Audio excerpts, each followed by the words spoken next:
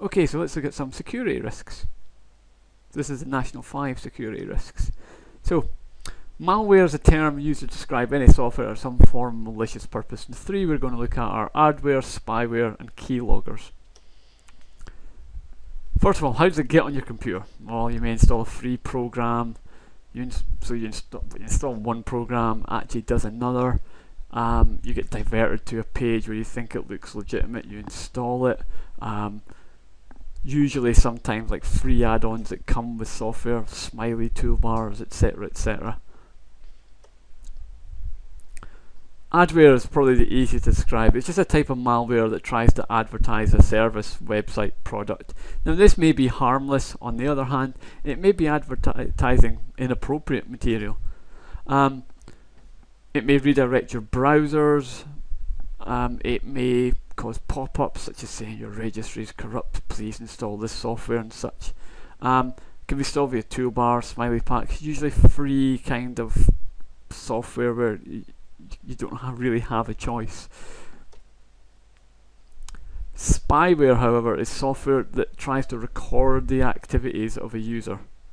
Now, the majority of spyware is malicious, aiming to capture things like passwords, bank and credit card details, and send them over the web to fraudsters. Now, we'll cover fraud more in the legal implications topic.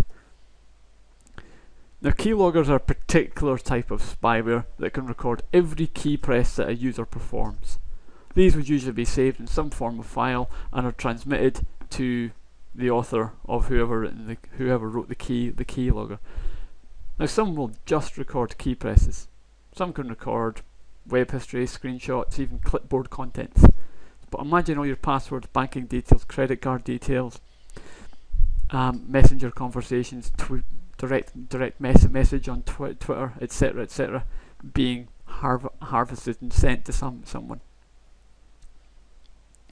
Some ways to get around key logging are to use what they call a virtual keyboard. Now, some security suites offer this. For example, the screenshot that you're seeing now, I have Kaspersky Antivirus installed on my machine, and if you open up this virtual keyboard, you have to select the keyboard from the screen.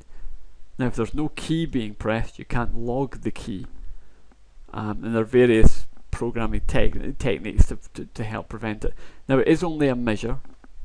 The best prevention is better than cure. You don't get a keylogger on your computer to start off with. How about parental logging? Is that ethical? What about if parents are logging what their children are doing on the computer? Now, there are lots of them. I mean, a quick look online brought up a few more. Now, you'll notice that this one can even install on phones. So, for example, you can monitor from your phone. There's another one from Spectresoft, the Spectre Pro keylogger. These were literally the first two that appeared. Now, phishing has nothing to do with fish. It's where a person will set up a website, an email that looks very close to a legitimate site, a legitimate email, and it's usually to try and extract some details from you. Usually it's to do with finance, security, even online gaming. Some people will try to access your online gaming account. Online gaming can be a big market. We usually say that your security, your account has been hacked, your account has been compromised, and they've locked it down. Some will say that you're due a tax refund, for example, or please log in. And here's an example from the Inland Revenue, where if you click on the link that is there, you would get taken to what looks like a very legitimate website,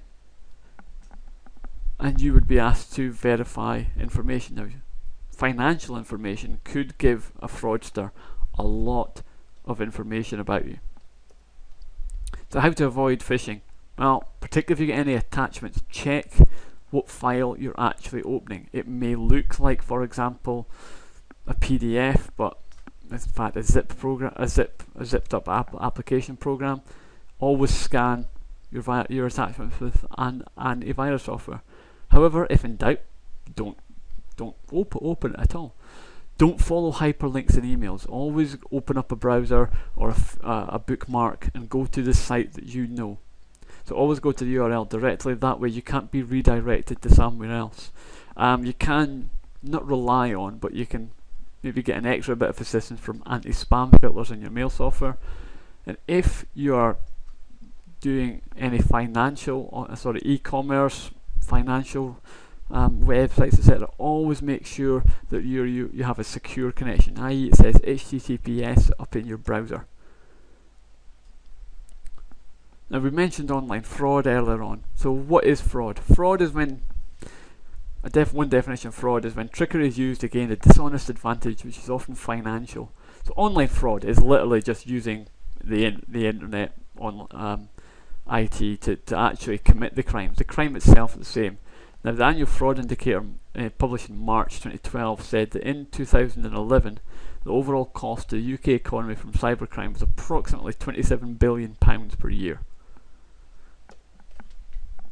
There's a website here where if you go to there, you can see all the different types of online of fraud. Now, identity theft. Oh, scary amount of your information is held digitally. So identity fraud is if your personal information is used by someone else without your permission to gain some form of money, credit, goods or services. Now, they estimate that identity fraud cost UK adults approximately £1.2 billion during 2011. The internet can make this much easier due to the lack of actually any face-to-face contact. They don't actually see that it's not you. Let's look at denial of service attacks. There's not much to these, to be honest.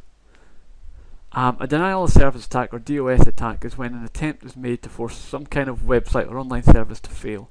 Now, it does this by, for example, every time you open up a web page, you are requesting a copy of that page from the server. Well, imagine a computer constantly, every millisecond asking for another copy of that web page. The server will try to deal with these legitimate, valid requests, and when it can't, it will fail. It will just try to deal with all the requests, fail to deal with them, and shut down.